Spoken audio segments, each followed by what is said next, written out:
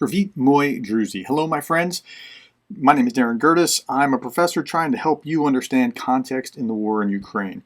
So recently there was an incursion over the border into the Belgorod region in Russia.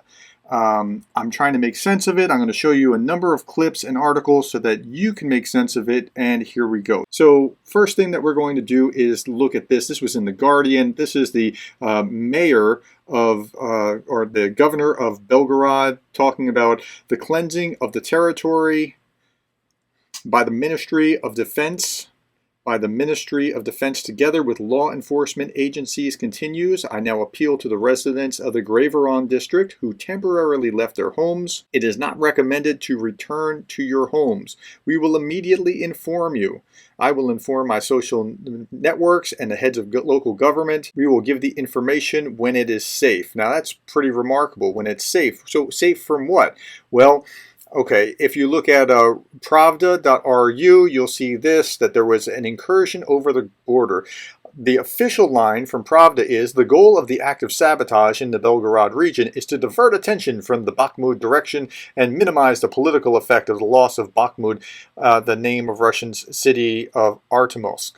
Okay, said Peskov. So I'm pretty sure that's not it because Peskov said it. And I know that sounds flippant. It's not necessarily the case, but I think this would have happened regardless of what was happening in Bakhmut. Okay, so let's go look at RT and see what's being said there. The Russian region of Belgorod, where local authorities say at least 12 civilians have been wounded in a Ukrainian attack near the border. Dozens of civilian homes were also damaged. An anti-terror operation has been launched. Local officials say... Okay, let's stop here. Anti-terror operation. So what's a terrorist? Let's define our terms. A terrorist is a person who uses unlawful violence and intimidation, especially against civilians, in the pursuit of political aims. Now, so is it terrorists? Are they just indiscriminately, attacking civilians, or was there a reason? It sounds like it's more the definition of partisans, a member of an armed group formed to fight secretively against an occupying force, in particular one operating in enemy-occupied territory. So partisans might be those fighting against Russia within Ukraine's border. It actually sounds more, and it could be, this could sound like that, but it sounds actually more like a fifth column. A group within a country at war who are sympathetic or working for its enemies, and that's what it sounds like is going on if there are actual Russians in there fighting against Russians. Now, it could be Ukrainians, it could be Ukrainian sponsored, it could be Russians, it could be just people that like to be anarchists. We don't actually know yet, but it's probable that it's either Ukraine, or with a wink and a nod, Ukraine allowing partisans to use its territory to go across the border, or fifth columnists to go across the border and then run back to the safe haven in Ukraine. We don't know exactly what it is, but let's keep going. Let's hear RT. That Russian forces are clearing the area. Meanwhile, Russia's Security Council Deputy Chairman and former Russian President blamed Kyiv and its Western sponsors for the attack. Of course, this is always a good time when you hear Dmitry Medvedev. No matter how much they talk in Kiev that such sabotage attacks have nothing to do with them, this is all absolute lies. Because the Kiev regime is responsible for this, and ultimately it sponsors overseas, in Europe, Washington, Britain, and others. Okay, so it's Kiev or it is NATO, so or the Western backers. We don't know that yet. It could be, but it might not be, and so we haven't established. As for these scumbags, I can't name them otherwise. They can be characterized in different ways. The only question is what to do with them. They need to be eliminated like rats, with no prisoners taken. And he says the same thing about Ukrainians, so there's no surprise. But why would you be surprised that the havoc that you rain down on Ukraine is spilling across the border into your country? You're in whether you call it a special operation or not, it's still a war. You're involved. You're in a state of war by definition, whether you declared it or not, with Ukraine. How would it not spill over your border eventually? We're now joined live by RT's war correspondent, Steve Sweeney. Steve, Glad you're joining us now. What are the latest developments on the ground in the Belgorod region? Well, he's in Donetsk, so, and I don't know why he's covered with everything while he's in Donetsk, probably in a very safe place. A lot of viewers pointed out in the last video that I showed, he was totally covered with this thing, and there's just a guy walking along behind him, you know, nothing's going on. So, anyway. Thank you. Yes, well, hostilities are continuing in the Belgorod region. Now, according to the local governor, at least 12 civilians have been injured in the attack, which he said is taking place with a mixture of mortars and multiple launch rocket systems. And they have damaged at least 29 civilian homes. Power has been cut in at least 14 settlements across the region. Electricity has gone out, and operations are underway to restore power to those regions. Now, this comes after the assault which took place on Monday. Now, Ukrainian saboteurs took control of a border guard, border crossing, and a cultural house, and Russia responded by launching anti-terror operations. Now, these Ukrainian saboteurs, as we understand, have been put... Again, this is not a terrorist attack if you're at war with this other country, and it might be internal, it might be partisans, or it might be fifth columnists. Pushed back, and a search and destroy operation is underway. The local population has been evacuated for their safety. Thousands of people, of course, in that civilian border area. The local governor has also warned people to be aware of fake news. Now, you know, there's a lot of speculations. Isn't that like the funniest thing that you ever heard? They're telling you on RT to be aware of fake news. Man. Circulating on social media and in Telegram channels, but he's said to people, look, just wait for official statements. Don't be taken in by this the speculation and fake news. Now, the Kremlin press secretary Dmitry Peskov has said that Russia is deeply concerned by this attack, and earlier he said that this was possibly a diversion, because away from the news that Ukraine had lost Archimov, also known as Bakhmut, of course, the fighting had been taking place there for more than 200 days. So this was a huge loss for Kiev and its Western backers. So this was seen as something of a smokescreen. Now, there's a Security Council, a Russian Security Council meeting scheduled for later this week. Washington has also commented, and it said that it doesn't support Ukraine carrying out such operations and such attacks on Russian territory.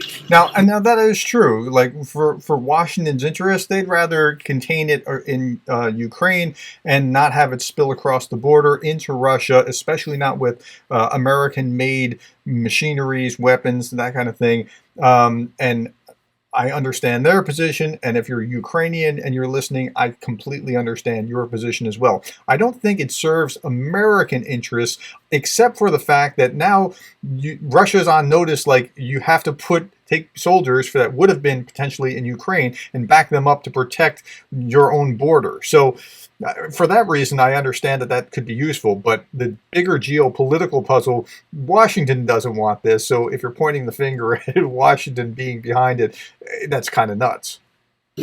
Steve, good that you are safe, sir. Thanks so much for that update. We'll speak again soon. Thanks again. Now, meanwhile, US-supplied combat vehicles were reportedly used in the raid, one of which was said to be captured by Russian forces. Journalists asked the State Department spokesperson on how the attack correlated with Washington's claims not to allow US-delivered weapons to be used to attack Russian territory, with the US distancing itself from Ukraine's cross-border raid. So in Belgorod, there are obviously these reports, and there's images online that suggest American weapons have been used.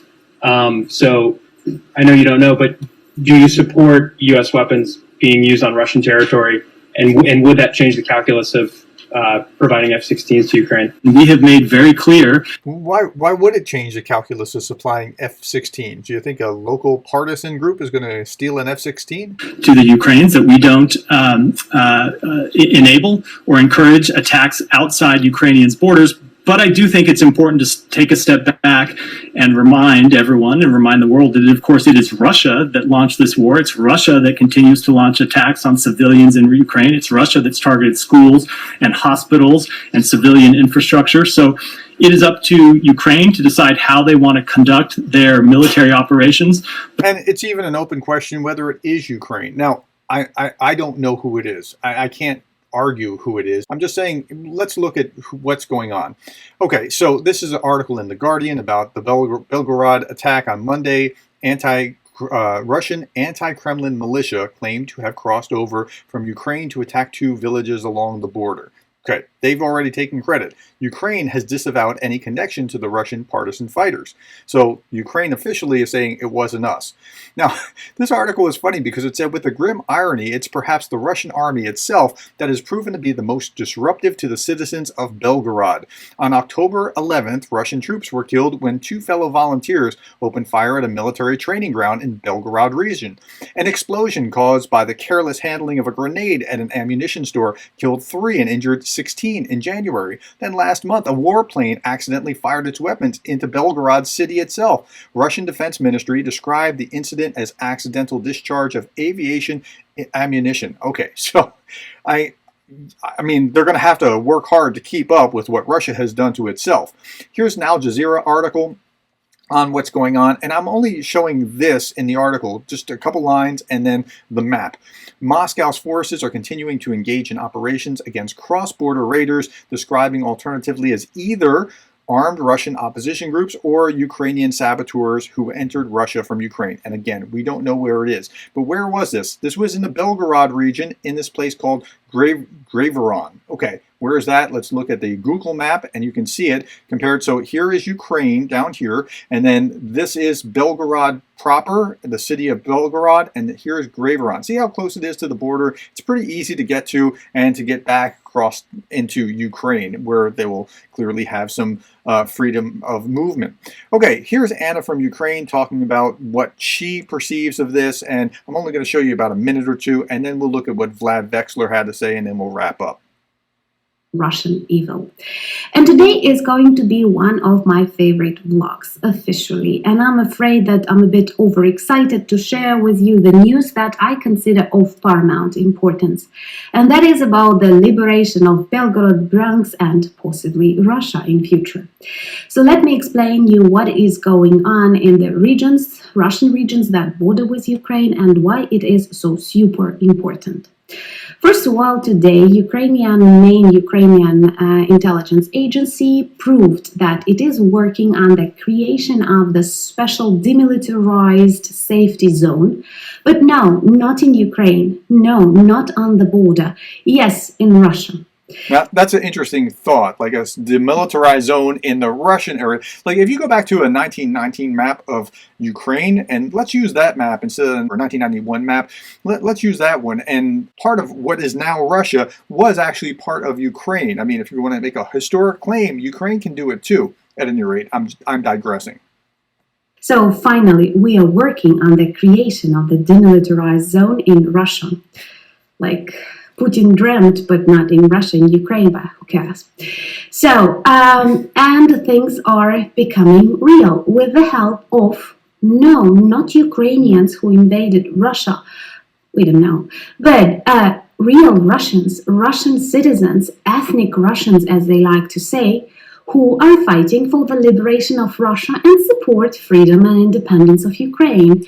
Yes, I was super excited to find out that such exist.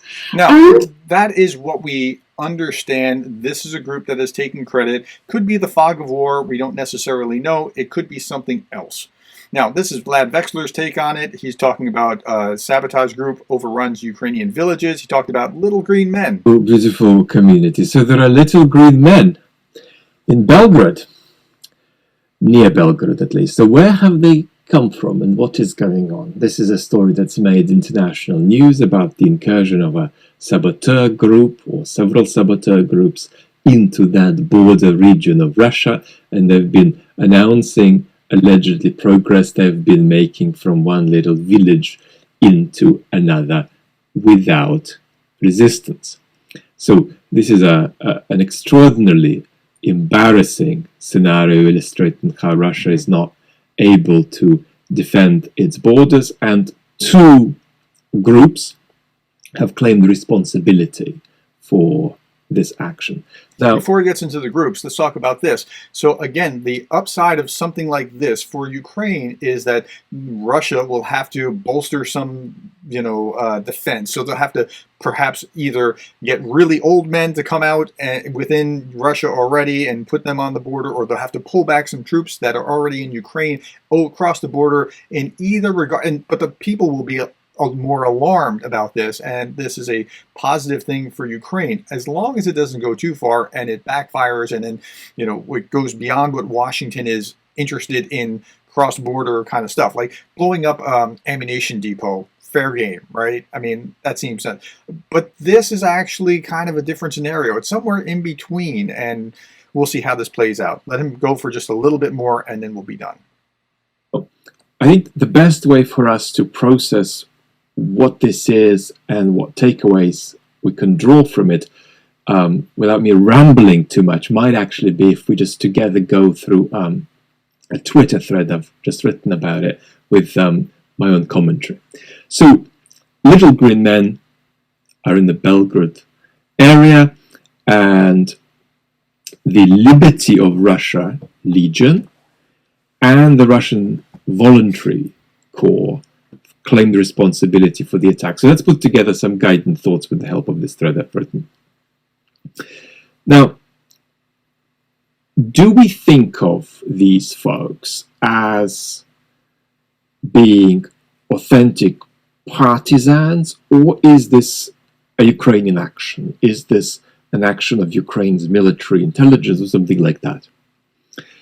And is the Liberty to Russia organization real? Which is to say, is it more than an extension or a product of Ukraine's military intelligence? Now, most experts don't think it's real. Okay, so I'm going to stop there with Vlad. And Vlad, that actually justifies or correlates with how Vlad sees how the Russian population is anti-political and wouldn't rise up and that kind of thing. But we don't know. It could be Ukrainians doing it. It could be Ukrainians pretending to be Russians. It could be Russians. We just don't know. But those are the scenarios, and that gives you the background. Okay, I gave you a lot more questions than I gave you answers, but that's what we know about Belgorod at this time. Thank you for your time. Thank you for your attention. Thank you for the coffees or the super thanks or just being involved and listening to this and wanting to inform yourself so that you can keep abreast of it and inform others as well. Again, thank you, and I'll see you tomorrow. I'll be back. I hope you will be.